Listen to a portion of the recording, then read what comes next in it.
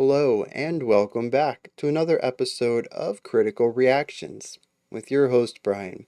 It is the end of the week. We are going to explore some brand new music. This track in particular came out earlier in the week and is from Beth Roars, a fellow YouTube music reactor. I've been following her channel for a while. She's a vocalist who reacts to rock and metal and pop and sort of everything. And she usually has some really interesting things to talk about pertaining to vocal delivery, vocal technique, and occasionally even has some really great insight into the music itself. So it's really interesting getting to check out an original song from hers, and this is off of her upcoming debut album. I don't have a release date on that. I'm not doing a good job here of of helping fellow musicians plug their music, but I'm sure if you head over to her page, which will be linked in the description, you can find out when that gets released. All right, so let's dive into this Beth Roars' Power of the Wolf.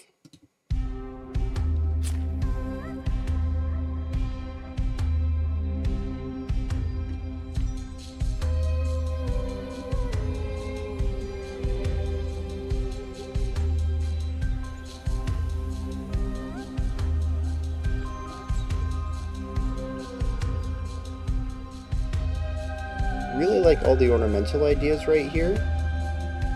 A lot of vocal work, but there's even some instrumental lines. Like the little twinkling over here to the right. That rogue violin tone off to the left.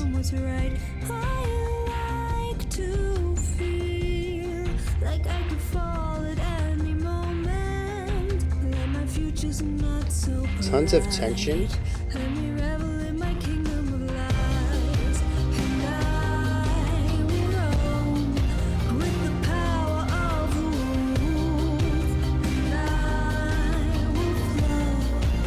The bass drum has a ton of punch to it, even clips a little bit on a couple of the hits. Really interesting decision on that.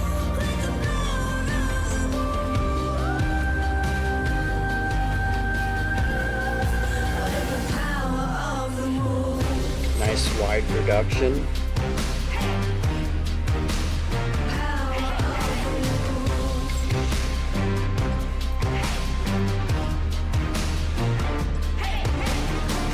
Nice syncopation from the brass. I'll have to wait for that sound to come back. But we had a syncopated line in the background against that sort of poppy beat from the percussion.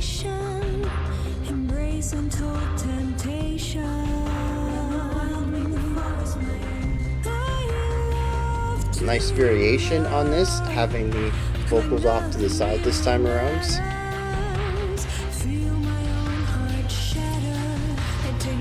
Glass shatter when she said shatter. Nice way of bringing the music into the lyrics.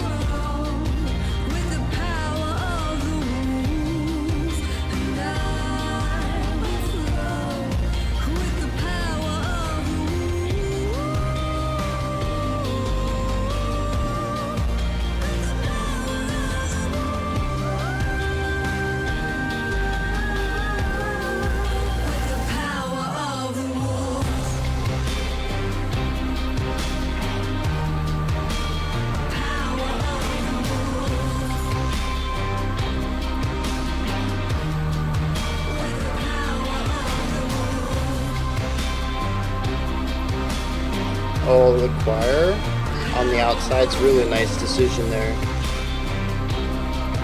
Filling out the atmosphere of it.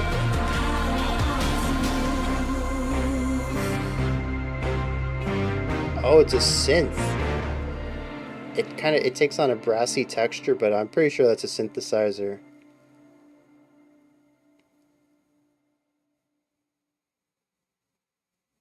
Interesting structure then. You know, there's certainly a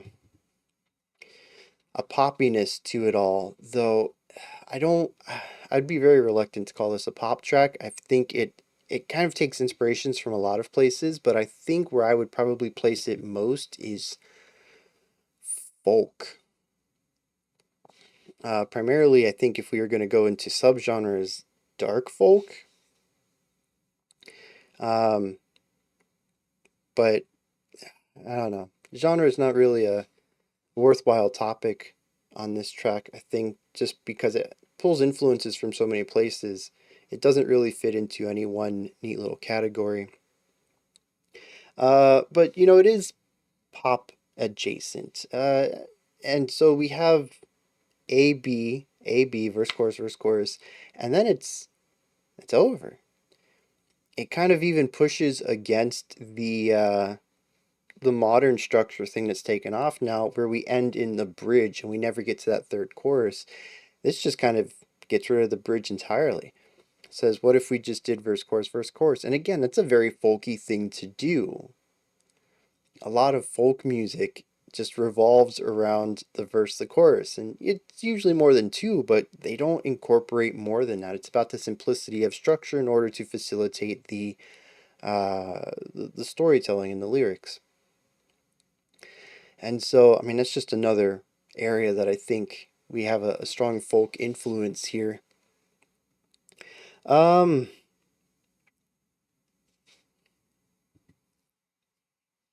Atmosphere.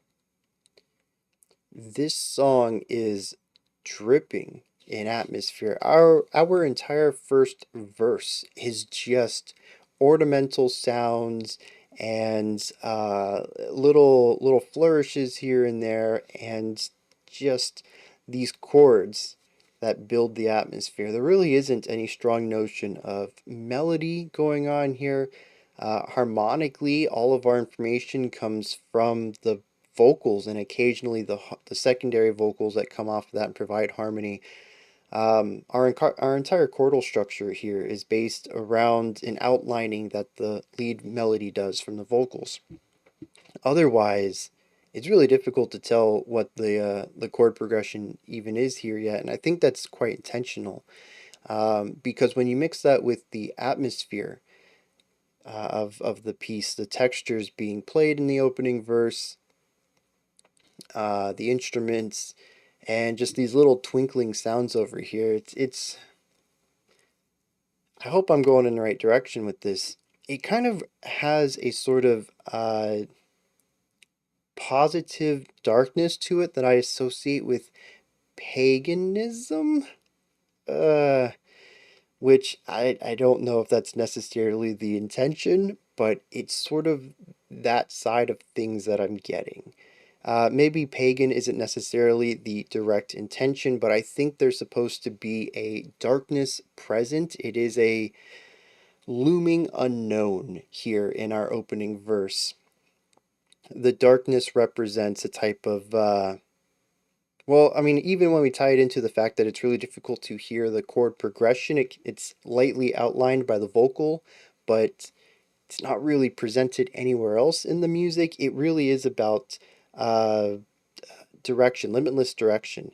This verse could point us towards so many different avenues in music. The song really could go in so many different directions from here because it's sort of ambiguous in what it's doing. So where it's going, it's can't really judge that either.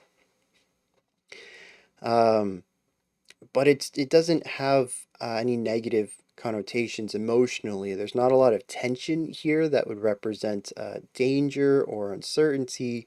It's sort of neutral positive as far as I read it. And so, like I said, it has this more positive view of the uncertainty, of the darkness here, in a way that almost feels, I don't know, that could be read in a lot of different ways. I think I'll wait till I hit the lyrics until I want to commit to a reading of what that might be representing. If the lyrics even line up with my read of the music at all, anyways. Um, but yeah, that limitlessness, I think, is a strong aspect there. Ambiguity and limitlessness is what I get from that opening verse. We move into the chorus though, and we still have atmosphere here. It's still present, but it's a secondary function rather than a primary function of the music. It's been relegated to the outsides of the song. really sitting on the, touching the edge of the sound sphere. And it's crafted primarily by vocals this time rather than a series of instruments and non-vocal textures. We have some harmonized vocals doing oohs and ahs on the outside. Occasionally, I think there is some string, maybe a violin sitting on the outside accompanying them as well, filling that space in. But for the most part, it's just the choir work. Everything on the inside, though, we got chord progression here, we got strong sense of rhythm. Um, we have this rigid drum beat here, just really emphasizing. I think it was 2 and 4 with snare hits.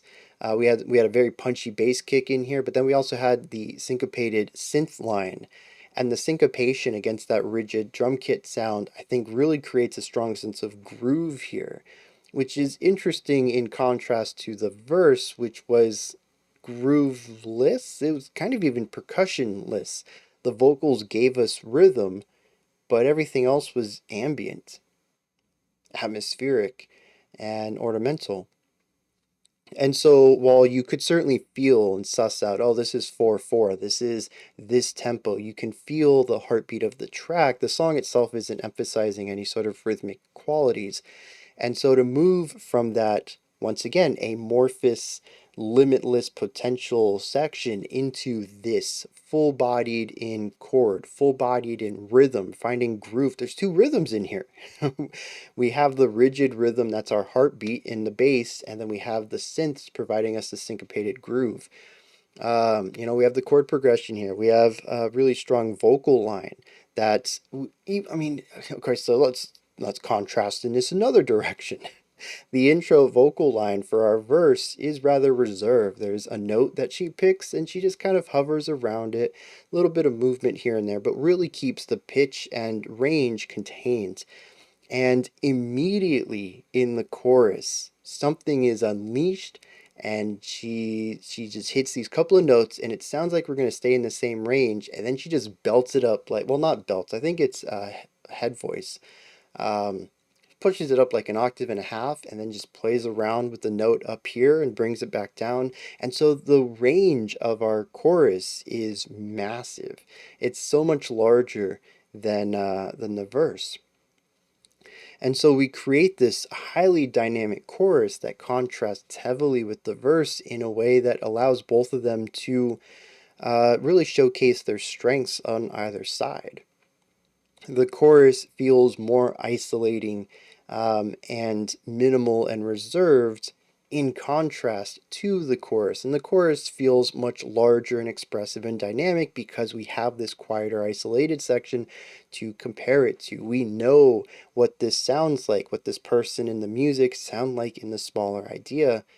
And even at one point, that might have been felt as the full size of the song, since the volume, there really isn't too much volume dynamic in here. If you were checking the volume bar over there, it's maxed out pretty much this entire track. But you could, as you start listening to this song, probably think that, this is the whole thing right here. This is as big as the song gets. We're at max volume already. We get into the verse, into the chorus, and it's just this massive expansion. It sounds like, like the song's completely opened up. And so the song bounces back and forth between these two ideas before it wraps up. There is one more thing I want to bring up real quick, though, and that is our second verse, which explores a variation of our first. We do have a little bit wider of a vocal range. If I remember correctly, there are new vocalizations that come in on here, harmonizing with the main vocal line so it doesn't feel as isolated inside of the more atmospheric line. And I think, do I cheat and go back and listen to it again? I think there was some extra instrumentation on the second verse as well, but I can't remember what it was. I want to say there was a melody line or a chordal line presented here that gave the second verse more structure than the first, but mentally the only note I have was that the second verse felt more full-bodied, and I can't remember what that note means. Why did I make a mental note of that? So there might have been an instrumental melody line to harmonize with the vocals because there certainly was a counterpoint that I remember. But it might have just been a foundational thing. It was less ambience and atmosphere, and maybe there's a chord progression that widened it out. I don't remember. I'd have to go back and listen to it again. Especially since, I mean, now we're closing in on 15 minutes after I finish the song, so. But yeah, there was some variation on the second verse that I quite enjoyed. I thought that was very cool. And I'm always a fan of variation. If you're going to repeat something you've done, change it up. That's like my big thing. I know it's like the worst advice to give flat across the board, but it's probably my most consistent advice. I guess if you're making music for my taste, I just love contrast. I love things to change. Um, and that's probably, I mean, now that I think about it, it shows up in my own music too. Like, I don't know how to stick on an idea for very long. I feel like my music kind of gets ADD feeling. It's all linear, and I change ideas so frequently. That's probably why. I love change. I don't know. Is there anything else I wanted to bring up with this track? The vocal. Oh, I haven't really talked too much about the vocal track, which I think is odd because, she's a vocalist. It's her song, and I haven't really talked about that. Although it kind of makes me wonder. Music by Beth Roars and Luca Harb. I was going to say, I wonder if somebody wrote the music for her, if she actually has compositional chops. Because, as you know, I don't dig into YouTubers' personal lives. I try not to build parasocial relationships with people on the internet. Um, so I've never actually checked out what her credentials are. I just know that she can sing. Um, but yeah, maybe she has experience with composing music, and I didn't know. That's pretty. She's listed as the first name that comes off of the music written by. So I'm going to assume she wrote most of this, and it's layered and complex in some cases. Lots of. I love the atmospheric aspects, though. That's the stuff, man. That's the stuff right there. Atmosphere. But yeah, like I think it's kind of weird. I haven't commented on the vocals much yet. Um, but they're all very subdued, very restrained. I don't know that I've heard a lot of her vocals. I might have to go check. I see right here, just in YouTube suggestion, that she covered Wicked Game. I didn't even know she had a covers channel, so maybe I'll go check that out. But this was a very restrained track, and I think that's a really good notion that she has a strong sense of compositional ability and that she understands what the song requires and not what she wants to do. For a debut song, I mean, we've talked about this before. Music videos, especially from debut albums, your first single, this has to draw people in. And I think a lot of people will fall into the idea of we need to show them everything we are, or we need to show them the best that we are. And like in the metal world, that means that you end up with the more technical songs or the more catchy ones. Like if you're doing like alternative metal, or metalcore, you might go with something a bit catchier, but like you want to show how heavy you are. You want to show how good of a guitarist you are. You want to show how good of a vocalist you are. And I like that this is restrained. This is my entry point to Beth's music career. I mean, it's her debut album too, but like I said, I don't think I've heard anything else from her. Um, and it's restrained. I get the feeling that she can sing more powerfully, more technically higher range if she wanted to, but that's not what the song called for. And while I think that for some people, they might not be as impressed listening to this if they're specifically listening to the vocalist, which I think is how a lot of casual music enjoyers tend to listen to things. I hear a lot of maturation in the compositional side already. Like you've got my attention just because of this one little detail that I don't think a lot of people would catch on to. And I think that's pretty awesome. I'm going to take a second here to hit the lyrics and then we'll wrap this one up. All right, first detail that stands out to me, that vocal line I was talking about, kind of coming in a little reserved, picking the note, sticking with it, and then really ramping it up. The ramp up comes at the end of the name of the title of the song, which I'd completely forgotten about. Power of the Wolf. And Wolf is where she kind of pushes into that head voice and explores that higher range. This, at least to me, parallels the howling of a wolf. I don't know if that's intentional. I'm thinking back to it in my head. I don't think it 100% sounds like howling, but it does, I think, supposed to imply that. And I think it comes as close to that as you can while still maintaining a singing style of vocal delivery. Regardless, if that's the intention, I've understood it. So whether it is actual howling or singing that is like howling, it really doesn't matter as long as the intention gets presented to the listener and they understand it, which I think it does. So I really like that little parallel there. The chorus, though, is just the power of the wolf over and over and over, and I think it's fine sonically. Lyrically, though, which is, not how most people explore lyrics, I'm reading it like a poem divorced from the music entirely, which is just a terrible way to do it, but it's how it's my process. um, it is a bit repetitious. There are some variations as I'll roam with the power of the wolf, I will flow with the power of the wolf, but a lot of the rest of it, there's like 7 or 8 lines of just the power of the wolf. Like I said, sonically it works. I didn't really have a problem with the repetition during the reaction. Reading it, though, it's not really a problem. I just notice a lot of it. And it leaves the verses to do a lot of heavy lifting. Our opening verse says, I like to feel like I don't know where I'm going, like I'm slipping off the edge, like there's no way of knowing what's right. I like to feel like I could fall at any moment, like my future's not so bright. Let me revel in my kingdom of lies.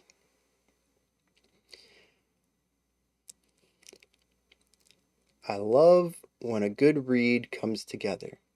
Everything here is about uncertainty. It's about danger. It's about embracing those. I like to feel like I don't know where I'm going, like I'm slipping off the edge, like I could fall at any moment. This is exactly that positive ambiguity or positive darkness I spoke about that the music absolutely leaned into in our opening verse. Really great cohesion of theme across lyric and music for this opening section. And even if we take this to the chorus itself, the idea of the power of the wolf, finding strength in this and having a more cohesive, full bodied, fully developed, fully layered, powerful section, I think with the way that it juxtaposes the verse, fits really well with this entire concept. In fact, I would probably go on a limb and say that the lyrics might have been written first and the music was written second to capture the same vibes that the lyrics had already explored. That would be how I interpret the creation process of this track. The second verse, it kind of follows on in many of the same footsteps. I like to live like there's no expectations, embrace untold temptations. I love to love like nothing really matters, feel my own heart shatter. I take the pain and make it my throne. Really interesting because the idea of enjoying your own heart shattering and then taking that pain and making it what you rule on, even using the words turning it into my throne, is such metal imagery. I don't know if Beth as a lyricist has always kind of found these types of darker images easier to write about, or she just enjoys creating lyrics with them. Again, I've never really dug into any of her lyrics before, but I think it would be very funny if her exposure to metal over the years has led her to lines like these that would feel just at home in a black metal track as they do in her song here. Um, But I think there are two specific lines that really stand out to me, and they're both the final lines of each of the verses. The first one says, I like to not know what's going on.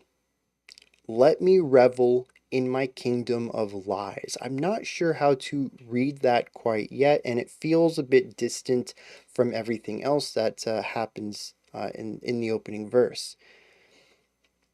The second one, though, is once again, I take my pain and make it my throne. I like to feel my heart shatter. A lot of this is just about, for lack of a better phrase, enjoying a chaotic lifestyle, really enjoying everything that isn't consistency, enjoying everything that isn't schedules, that having a life that is predictable. Everything happens that you want it to, that having the scheduling of life is boring. And you really like having the uncertainty, living on the edge, doing whatever you want to do, allowing the id to take over, and not having a big plan for how things should work out. But these two lines are very divorced from that, and that makes them stand out. Let me revel in my kingdom of lies. I have to read that less about the lifestyle itself, about really enjoying something a bit more free form and open ended, and more about the self, the personal. I don't want to read too much into it. I don't want to accuse Beth of being any type of person, so I don't know how far I should go with this read, but I'm trying to figure out if that means that her life is a bunch of lies. Like the concept of being free is a lie because we live in society and she still needs to abide by the norms of daily living, or if she enjoys lying to people and revels in that type of control. But like everything else is about not having control and losing control, so I think the second read is a bit off. So I don't know. That like I said, it's a bit more vague for me. And just the idea of enjoying your own heartbreak and taking that pain. Maybe I'm misreading it. I don't know many people who enjoy heartbreak. Maybe you enjoy the darker aspects of life. Maybe you enjoy heartbreaking storytelling. You just enjoy sad movies or films or albums, and you really like having that good, healthy cry at the end of a really terrible film. Um, but I don't know many people who enjoy having their hearts shattered. So that's another one that I'm not too sure on that stands out against the rest of the themes being explored here. All right, Wow, I've talked about this song for 25 minutes now. Let's wrap this up. Those are my thoughts on Beth Roars's Power of the Wolf. Let me know your thoughts, comments, perspectives, opinions, all that stuff down in the comment section. Again, as I mentioned, if you're interested in, I should have taken the moment when I paused to read the lyrics to find that release date. Maybe I can find it real quick. Uh, why is it so hard to find this info? It should be like right front page on.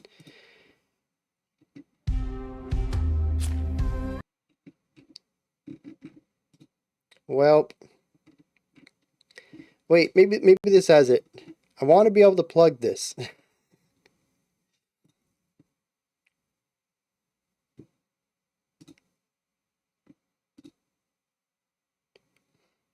Anyways, her link and stuff is going to be in the description as usual. I also have my links in there. Oh, I don't have a release date on this, or at least Spotify doesn't have a release date on it. Pre-order on my website. My links will be down there. There's a link tree thing that takes you here. Like, subscribe, and ring the bell. I greatly appreciate all three of those. Forgot to do the animation. Okay, October 23rd is when the album comes out. There, I've done it. I've plugged it. I've done my job, putting a little bit of spotlight on this. Dang. completely lost my groove for my my outros. Those are my thoughts on this track. Until next time, remember to be critical, not cynical, of the music you listen to, and have a fantastic morning, afternoon, or evening whenever you choose to watch my videos.